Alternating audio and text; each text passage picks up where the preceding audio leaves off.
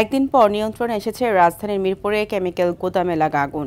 ঘটনাস্থল পরিদর্শন করেছে বুয়েটের বিশেষজ্ঞ দল ও সমাজ কল্যাণ উপদেষ্টা। এদিকে নিহতের স্বজনদের আহাজারিতে ভারী হয়ে উঠেছে ঢাকা মেডিকেল। প্রিয়জনের মরদেহ খুঁজে পেতে স্বজনরা ভিড় জমান মর্গে। লাশ শনাক্তে ডিএনএ টেস্টের নমুনা সংগ্রহ করছে পুলিশ। শাকিবুর রহমানকে সঙ্গে নিয়ে রাকিব হাসানের রিপোর্টে থাকছে বিস্তারিত। টানা একদিনের বেশি সময় ধরে জ্বলে মিরপুরের কেমিক্যাল গোডাউন। শুধু ক্লোরিন গ্যাসে নয়, নিখোঁজ স্বজনদের দীর্ঘশ্বাসেও ভারী হচ্ছে মিরপুরের বাতাস।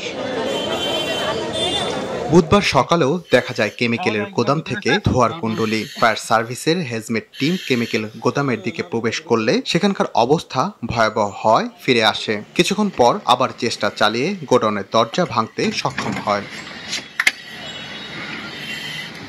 প্রচণ্ড ঘন ধোঁয়ার কারণে আগুন নিয়ন্ত্রণে আনতে বেগ পেতে হয় ফায়ার সার্ভিসকে। দীর্ঘ ২৭ ঘন্টা পর আগুন নিয়ন্ত্রণে আনেন তারা। ঘটনাস্থল পরিদর্শনে এসে সমাজ কল্যাণ উপদেষ্টা জানান, দোষীদের বিরুদ্ধে ব্যবস্থা নিতে প্রয়োজনে আইন পরিবর্তন করা হবে।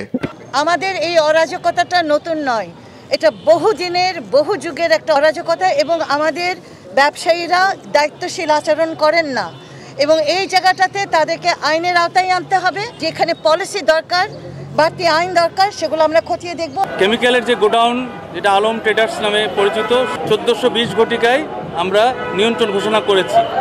ধারণা করা হচ্ছে যে এখানে হয়তো মানুষ ছিল না, তবে তারপরেও সার্চ অপারেশন না চালানো পর্যন্ত আমরা বলতে পারবো না যে এখানে কতটা মানুষ ছিল অথবা ছিল না। ভবনের গলির মুখে নিখোঁজ ব্যক্তিদের ছবি নিয়ে দাঁড়িয়ে থাকতে দেখা যায় স্বজনদের। শুধু ফোনটা রিসিভ করে বলছে যে আল্লাহ বাঁচাও, আগুন আগুন, আল্লাহ বাঁচাও। কালকে তো খুঁজছি, আজকে সকাল থেকে এক গ্রুপ এই জায়গায় খুঁজে গেছে, তারপর ওই জায়গায় আরো আছে, ওই জায়গায় এখনো প্রায় 7-8 জন লোক আছে, খুঁজতেছে, এখনো কোনো খোঁজ পাইতেছি না। আমার সোনা ভাই কি কইয়াছে? এদিকে পোড়া গন্ধ আর আহাজারিতে ভারী ঢাকা মেডিকেল কলেজ হাসপাতাল। মৃতদেহ থেকে পরিহিত জামা কাপড় দেখে 10 থেকে 12 জনকে শনাক্ত করে স্বজনরা। কালকে সন্ধ্যা 6টার ভিতরে আমরা কোনো সন্ধান পাইতেছি না। হাতে একটা ঘড়ি পরতো সবসময় এবং হাতে একটা আংটি ছিল, ওইটা দেখে কনফার্ম হয়েছে যে এটা মামুন। ঢাকা মেডিকেলের পরিচালক জানান, সিআইডির ফরেনসিক দল নমুনা সংগ্রহ করছে।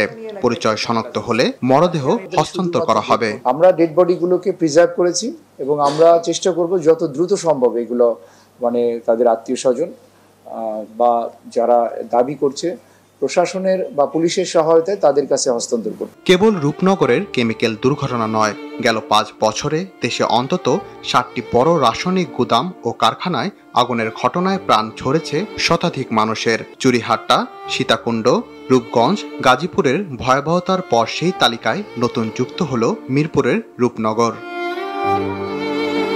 রাকিব হাসান, RTV, ঢাকা।